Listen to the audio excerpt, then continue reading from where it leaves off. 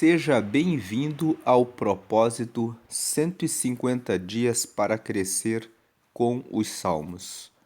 O livro de Salmos é formado por 150 salmos.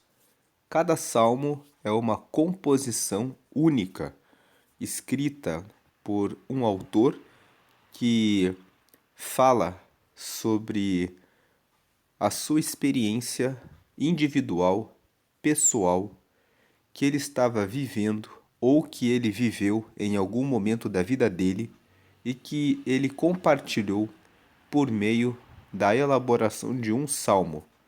Então, quando nós falamos que são 150 dias para crescer com os salmos, a proposta é reservar cada dia para realizar a meditação e o estudo em um salmo. Então, como são 150 salmos, serão 150 dias lendo um salmo por dia. O livro de Salmos, no hebraico, que é na Bíblia original, ele é chamado de Tehillim. Se escreve T-E-H-I-L-I-M e Tehillim significa louvores. Então, para o povo hebreu, o livro dos Salmos, que significa louvores, é um livro para que eles escrevam composições e louvores para adorar a Deus. Agora, nem todos os salmos são salmos que trazem motivos de alegria. O louvor pode ser um louvor que canta sobre a tristeza. Pode ser um louvor que canta que a justiça consiste em fugir do caminho dos ímpios. Inclusive, os salmos começam com o salmo de número 1, que fala justamente que bem-aventurado é aquele que anda no caminho certo e que foge dos ímpios e não para no caminho dos pecadores, mas que anda sempre no caminho da meditação diária da palavra de Deus, para fazer tudo o que nela está escrito, porque quem faz isso faz os seus caminhos prosperarem, enquanto que os ímpios são aqueles que ficam como o vento que a moinha espalha, ou seja, eles ficam sem nenhuma direção, ficam sem nenhuma firmeza no caminho. Mas o livro de Salmos também traz momentos em que o salmista se sentiu solitário, como por exemplo o Salmo 13, em que o rei Davi, que é o autor do Salmo 13, fala: Até quando eu ficarei só e o Senhor não me responderá? Para sempre? Então nós vemos que o Salmo 13 ele é chamado de Salmo do Desolado, porque Davi se sente solitário, mas o Salmo 13 está ali na Bíblia para mostrar que existem momentos em que nós sentimos que a nossa oração não está sendo respondida. É como se Deus estivesse longe de nós. Mas o Salmo 13 termina com uma palavra que diz: Eu cantarei a salvação do Senhor. Eu ainda louvarei a Ele, mostrando que mesmo quando estamos nos sentindo sós, precisamos manter a nossa confiança em Deus. E o Salmo 150, que é o último salmo, termina dizendo: Louvai ao Senhor, todos os povos, louvai ao Senhor, com todos os instrumentos, louvai ao Senhor e louvai ao Senhor.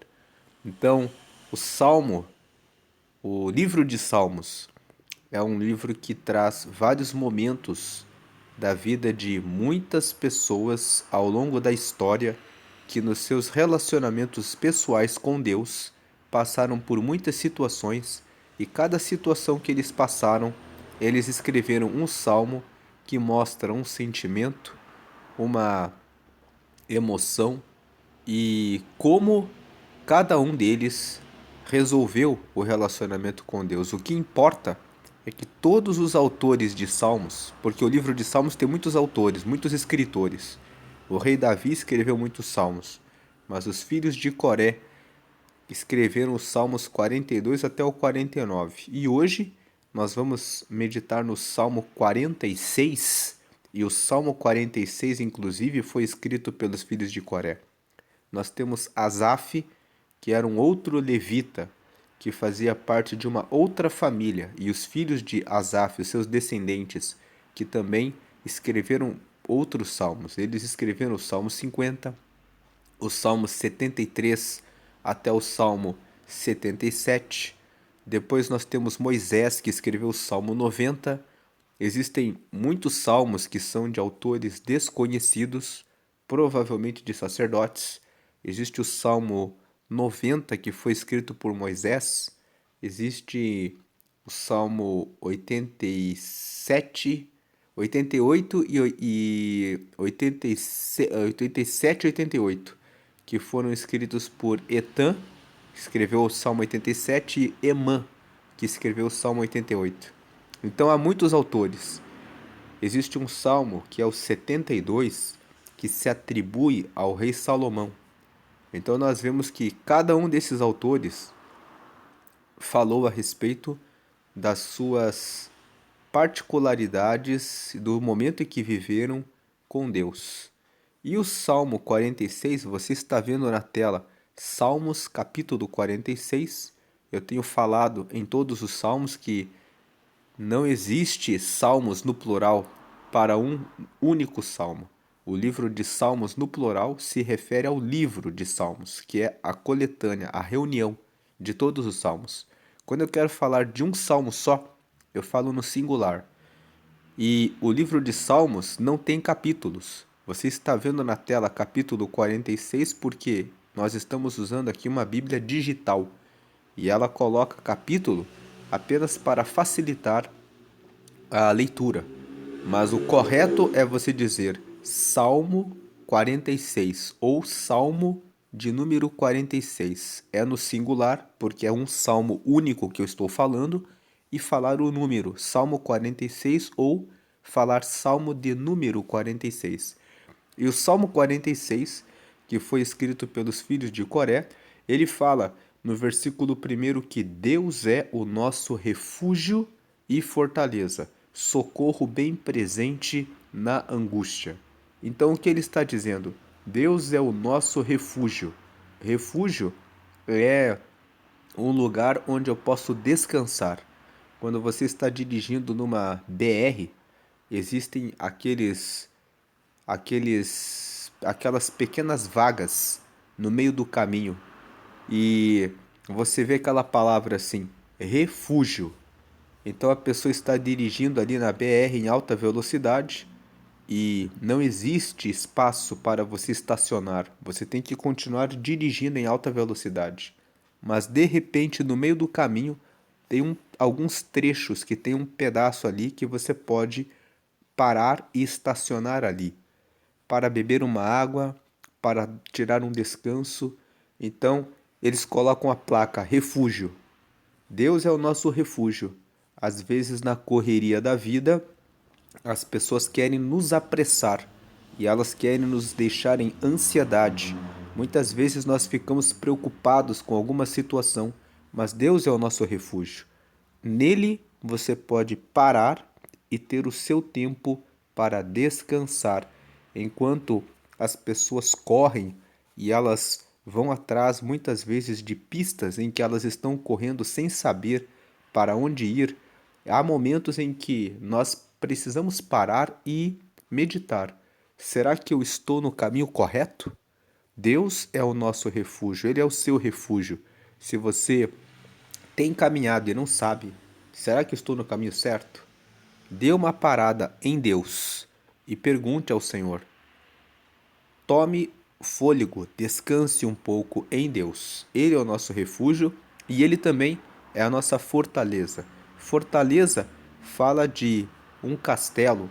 Normalmente os reis ficavam em suas fortalezas, colocavam vários soldados em volta e formavam várias portas de bronze para garantirem a proteção da sua vida. Deus é a nossa fortaleza. Se os inimigos querem nos atingir, Ele tem as suas armaduras para estar à nossa frente para nos guardar. Então, se você está sendo atacado, leia o Salmo 3.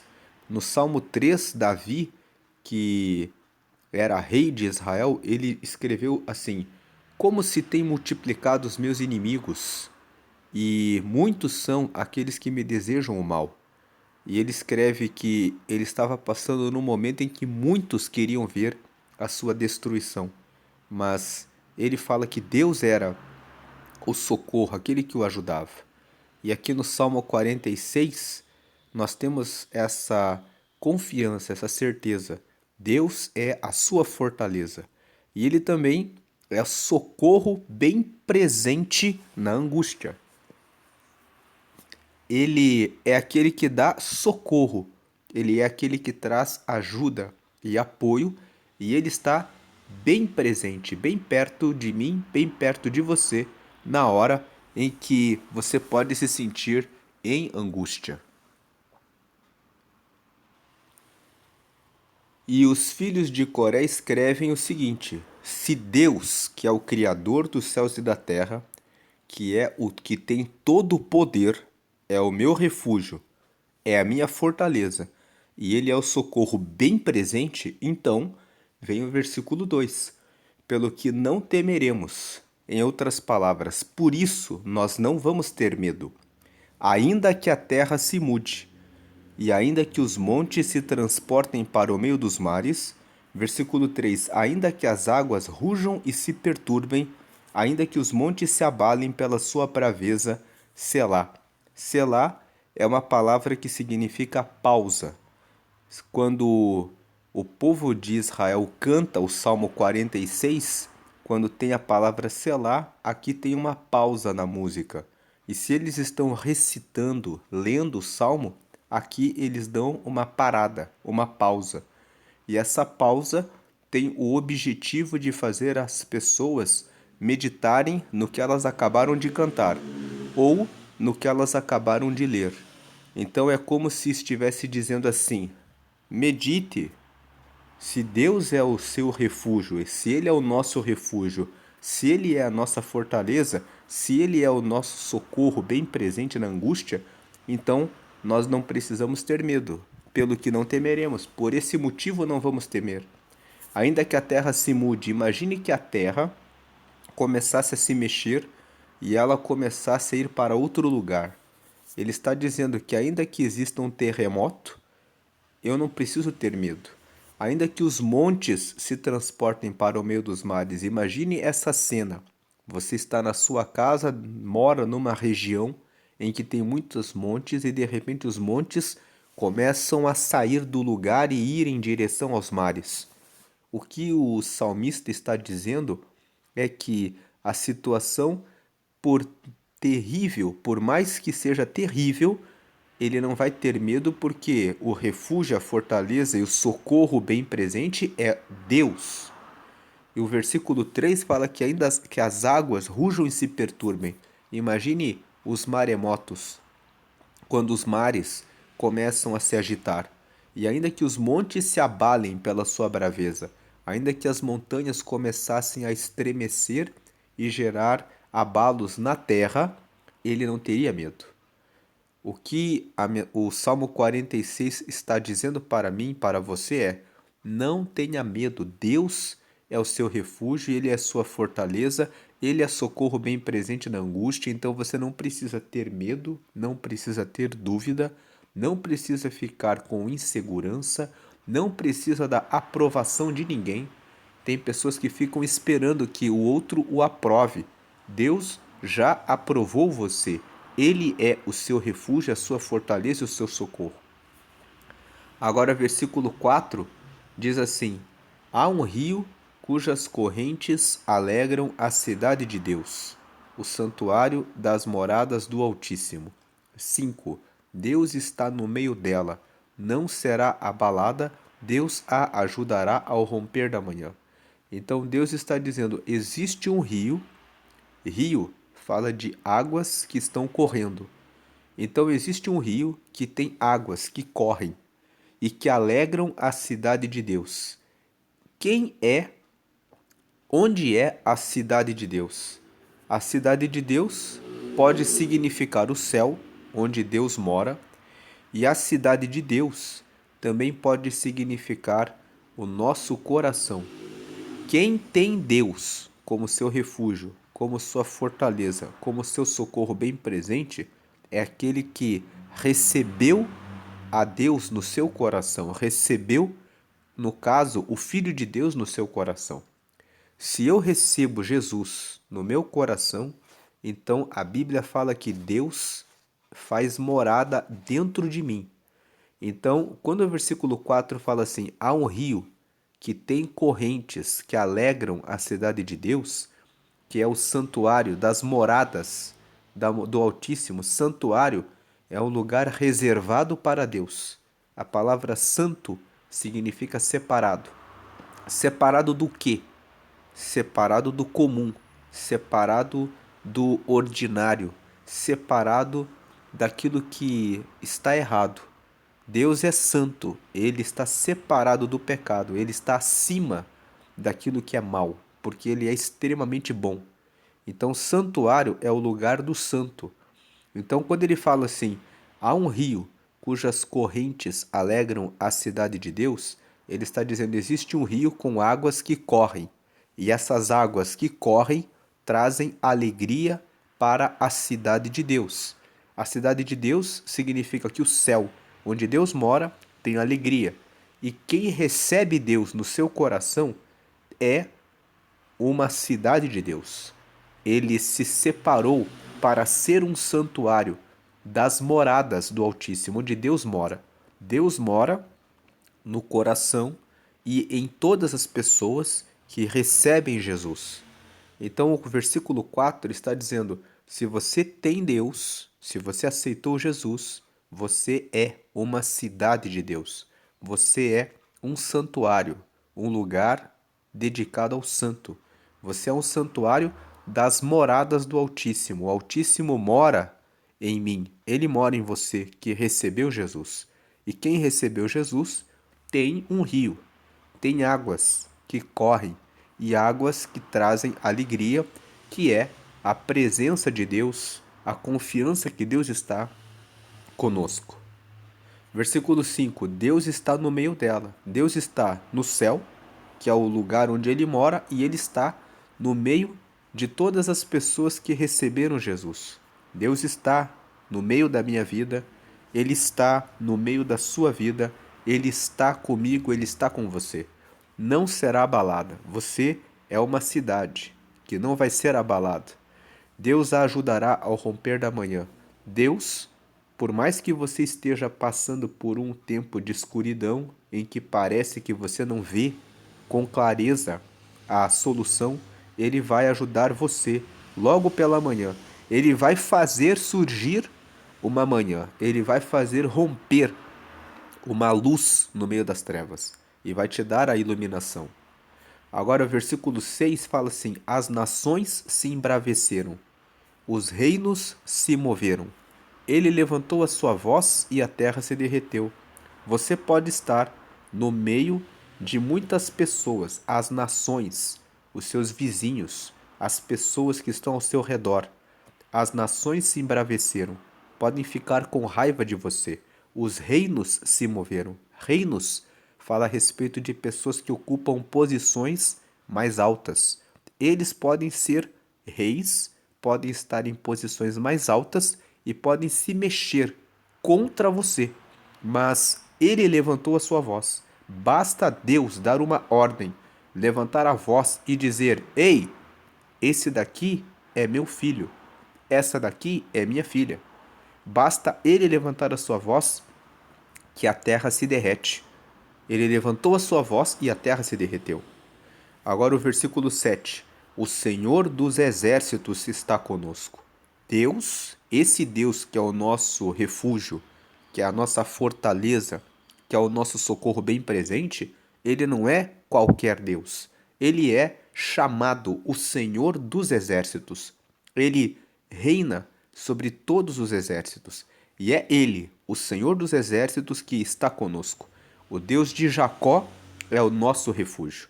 Ele é o Deus de Israel, que venceu batalhas no passado, ajudando o povo de Israel, que ajuda ainda hoje o povo de Israel, que é um povo muito pequeno e que enfrenta grandes batalhas contra muitos exércitos poderosos e vence, e é ele que é o nosso refúgio. Selá, ou seja, pausa, pare e pense nisso que nós acabamos de ler, do versículo 4, 5, 6 e 7. Por mais que você esteja cercado por inimigos e por reinos, Deus ele tem um rio com correntes que trazem alegria. Ele tem água da vida. Agora versículo 8. Vinde, contemplai as obras do Senhor. Que desolações tem feito na terra? 9. Ele faz cessar as guerras até o fim da terra. Quebra o arco e corta a lança, queima os carros no fogo. Ele está dizendo assim: venham, olhem, contemplai, significa olhem as obras do Senhor, vejam tudo que Deus fez ao longo da história. Que desolações ele tem feito na terra, ou seja, quantas destruições que Deus já realizou na terra. Lembre que Deus colocou o dilúvio para tratar da época da corrupção da humanidade. Ele queimou Sodoma e Gomorra com fogo, com enxofre. Ele deu para Davi a vitória sobre o gigante Golias. Ele ajudou a nação de Israel contra os seus inimigos em muitos momentos. Então, o versículo 8 está chamando a nossa memória. Venham, olhem as obras do Senhor. Que desolações tem feito na terra. Olhar para as obras do Senhor é não só as desolações, as destruições que ele tem poder de realizar, mas vinde contemplar as obras do Senhor. Vejam e olhem tudo que Deus já fez. Ele criou o céu, ele criou o sol, a lua, as estrelas. Ele é todo poderoso. E que desolações ele tem feito na terra. Que justiça ele já fez na terra. Com o dilúvio contra os pecadores, com Sodoma e Gomorra, contra a vergonha da sexualidade daquele povo, contra os povos que se levantaram e lutaram contra Israel. Deus deu vitórias e derrotou todos os seus inimigos. Agora o 9, ele faz cessar, ou seja, ele faz parar as guerras até o fim da terra. Quando Deus quer paralisar uma guerra, ele para. Ele tira a força do inimigo. Ele quebra o arco e ele corta a lança.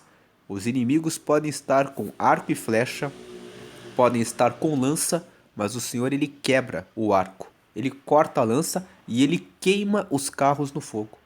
Agora o versículo 10. Se ele faz tudo isso, então 10. Aquietai-vos, fiquem tranquilos e sabei que eu sou Deus, confiem em mim. Eu sou Deus, eu sou todo-poderoso, eu sou altíssimo, eu sou o Senhor dos exércitos que peleja a guerra que você está enfrentando. Serei exaltado entre as nações. Verão que eu sou acima de todos. Eu serei exaltado sobre as nações, sobre todos os seus inimigos, e eu serei exaltado sobre a terra. Verão, todos na terra verão que eu sou o Senhor. Então Deus está dizendo: não importa quem são os seus inimigos, não importa quais as dificuldades que você enfrenta, fiquem quietos, fiquem tranquilos, tenham confiança, porque eu continuo reinando e eu sou o Senhor dos exércitos e eu sou Deus. Deus está dizendo isso para nós. E o versículo 11 termina dizendo: o Senhor dos exércitos está conosco. O Deus de Jacó é o nosso refúgio. Então Deus ajudou a nação de Jacó, o povo de Israel. O povo de Israel são os descendentes de Jacó. Deus, ele é o Deus de Jacó, o Deus de Israel. E ele é o Senhor dos exércitos. Veja que esse Salmo 46, ele fala duas vezes isso. Ele fala no versículo 7. O Senhor dos exércitos está conosco, o Deus de Jacó é o nosso refúgio. E ele repete isso quando ele termina a leitura, o texto, dizendo mais uma vez: tenha confiança, o Senhor dos Exércitos está conosco, o Deus de Jacó é o nosso refúgio. Então, nós temos aqui nesse Salmo 46 uma primeira parte que está em laranja, que é o versículo 1, que começa falando a respeito de quem é o nosso Deus. Ele é o nosso refúgio, a nossa fortaleza e o nosso socorro bem presente na angústia. Depois, ele parte para um momento do versículo 2 e 3, em que ele fala: se Deus é o nosso refúgio e fortaleza e socorro bem presente, então não tenha medo de nada. Ainda que a terra se mude, que os montes se transportem para os mares, que existam maremotos onde as águas rujam e se perturbem, e que os montes se abalem pela sua braveza, ainda que a situação seja terrível, é Deus que é o seu refúgio. Aí ele parte para uma outra promessa que está nos versículos 4 e 5. Existe descanso, existe um rio com correntes de águas tranquilas, que está no meio de quem está nele. Existe essa promessa. Versículo 2 e 3 fala das situações. Pode estar tudo difícil e terrível, mas não tenha medo. Tem inclusive no versículo 3 tem um selá. Pare e pense. Você não precisa ter medo por mais terrível que seja a situação. E aí ele parte para uma promessa, no 4 e no 5. Existe rio de águas tranquilas. Deus está com você. Aí, versículo 6. Ainda que você esteja cercado por inimigos poderosos. E aí vem o versículo 7. Tenha confiança de que Deus é o Senhor dos exércitos. Ele está conosco, Ele é o nosso refúgio. E aí tem uma pausa, ou seja, pare, descanse nessa promessa. Existe rio de correntes de águas que trazem alegria, mesmo que você esteja cercado por inimigos. Deus está no meio da sua vida. Você não vai ser abalado, Deus vai te ajudar ao romper da manhã. Versículo 5. Aí vem a última parte. Olhem as obras do Senhor, venham, olhem o que Deus já fez. Quantas desolações. Ele acaba com as guerras, é Ele que vai parar tudo o que você não consegue resolver. E se você está cercado por inimigos fortes, não se preocupe. Ele quebra o arco, ele corta a lança. Se vierem com carros, com exércitos, ele queima os carros no fogo. O Senhor é o Deus de fogo. Ele queima os carros no fogo. Ele queimou Sodoma e Gomorra. Leia Gênesis capítulo 18. Eram duas cidades terríveis.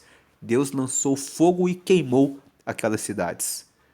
Então, se ele faz tudo isso, versículo 10. Não existe motivo para você ficar agitado, depressivo, ansioso, mas fique quieto. Aquietai-vos e sabei que eu sou Deus. Tenham certeza que eu sou Deus. Eu vou ser exaltado entre as nações. Verão que eu sou o teu Deus, o teu refúgio, a tua fortaleza e o teu socorro. Eu serei exaltado sobre a terra.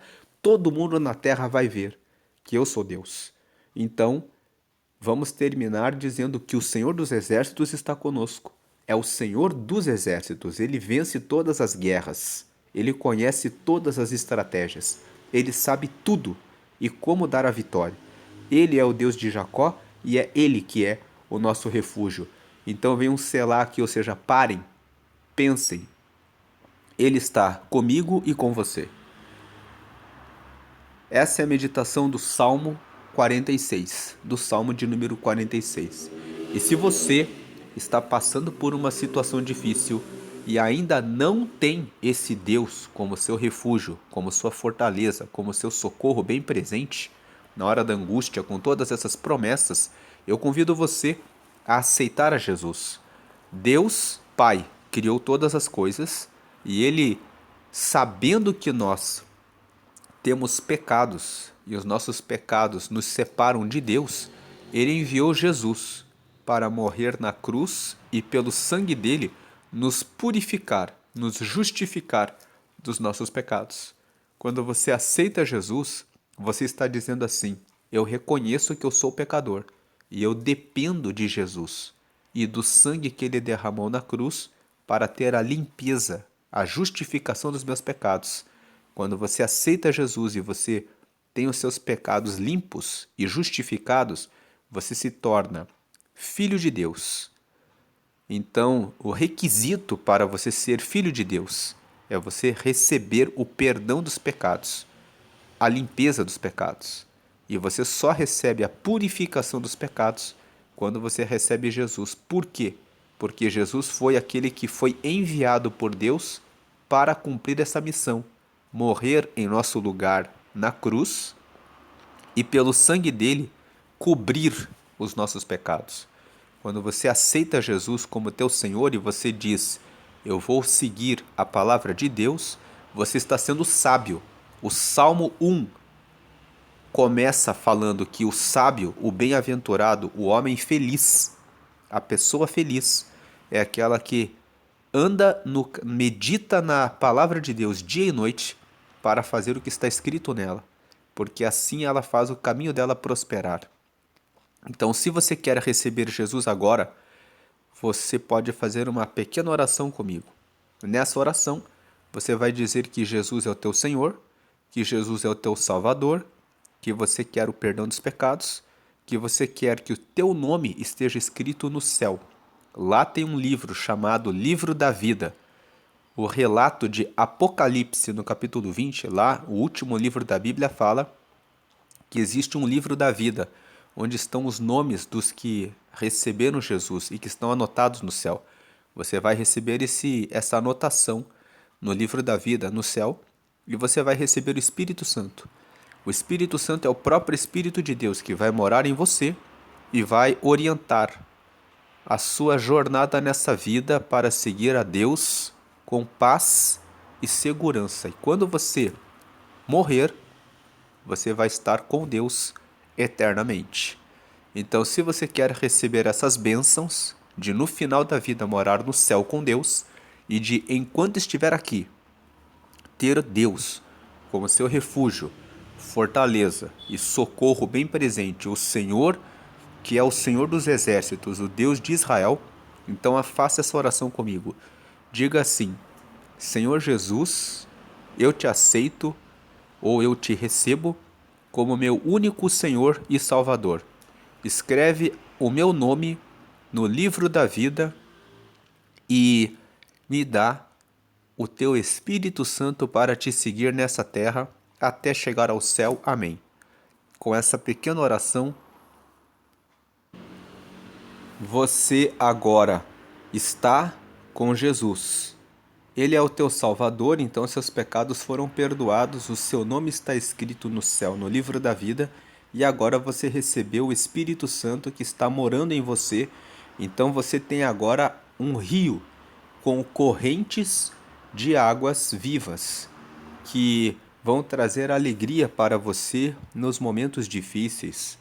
E agora, continuando essa jornada, você deve entrar em uma comunidade de fé ou em uma igreja que prega que Jesus reina e vive eternamente. Não vá em lugares que pregam que você deve se inclinar ou fazer preces para imagens de escultura, porque o Salmo 115, nós vamos ler lá quando chegarmos no Salmo 115, nos ensina que as imagens de escultura têm olhos, mas não veem, têm boca, mas não falam, nariz, mas não cheiram, ouvidos, mas não ouvem, mãos que nada fazem e pés, mas não andam.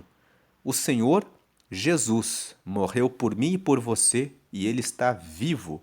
Então você acabou de aceitar Ele como Senhor e Salvador. Ele morreu e o sangue dele limpou a nossa vida dos nossos pecados. Nós estamos justificados dos nossos pecados. E nosso nome está escrito no céu, no livro da vida. Ele sabe agora que você existe. O registro do seu nome no céu agora está lá, porque você recebeu Jesus.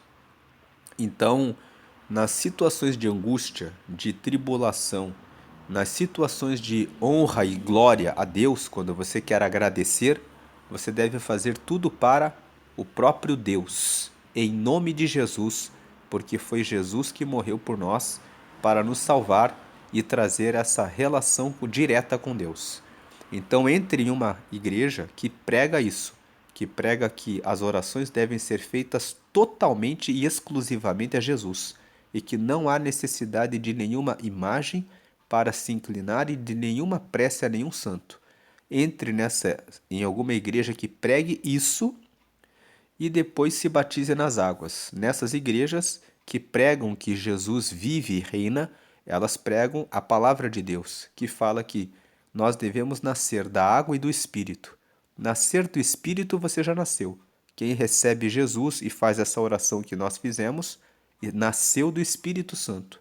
E para nascer das águas, você deve entrar em um lugar e mergulhar todo o seu corpo na água para mostrar que você está sendo sepultado para o velho eu. Você deixa o seu passado para trás e os pecados ficam lá nas águas.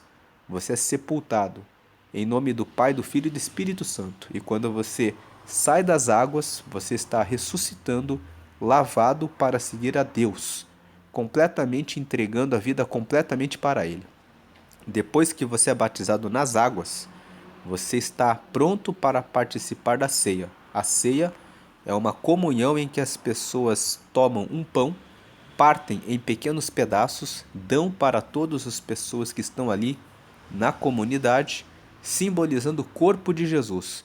Jesus entregou o corpo dele por nós. Ele morreu. E com o corpo dele representa alimento espiritual. Quando eu como pão, eu estou recebendo força para continuar nessa vida seguindo a ele. E quando eu bebo o cálice, que tem o suco de uva, eu estou limpando os meus pecados que eu pratiquei até aquele momento. Então a ceia é comer o pão, que é comida espiritual para ter força para seguir a Jesus, e beber o cálice com suco de uva, que é a purificação dos pecados praticados até aquele dia. Na maioria das igrejas, a ceia acontece mensalmente.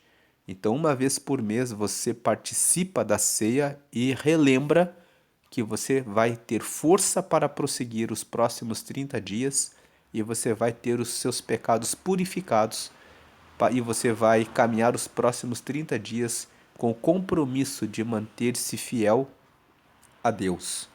E de ceia em ceia, você vai chegar o dia em que vai estar para sempre na glória com Ele. Agradecemos a Deus em oração. Senhor, te agradecemos porque Tu és o nosso Deus, o nosso refúgio, a nossa fortaleza e o nosso socorro bem presente. Erguemos as nossas mãos em louvor ao Senhor e adoração, porque o Senhor é aquele que derramou a Tua salvação enviando o Seu Filho Jesus para morrer em nosso lugar e nos dar o perdão dos pecados e nos dar esse privilégio de sermos filhos de Deus, de recebermos o Espírito Santo que mora em nosso coração e que traz esse rio de águas alegres no meio das tribulações dessa vida. Te honramos porque o Senhor é aquele que é o Deus dos exércitos, e quando somos cercados por inimigos e por situações terríveis, o Senhor é aquele que nos ajuda a vencer e o Senhor nos ensina com essa mensagem: aquietai-vos e sabei que eu sou Deus. Então sabemos que podemos aquietar o coração e depositar a nossa confiança e orações em Ti, somente em Ti, que é o Deus dos deuses e todo-poderoso, porque o Senhor é aquele que responde e o Senhor nos deu essa promessa. O Senhor dos exércitos está conosco. O Deus de Jacó é o nosso refúgio.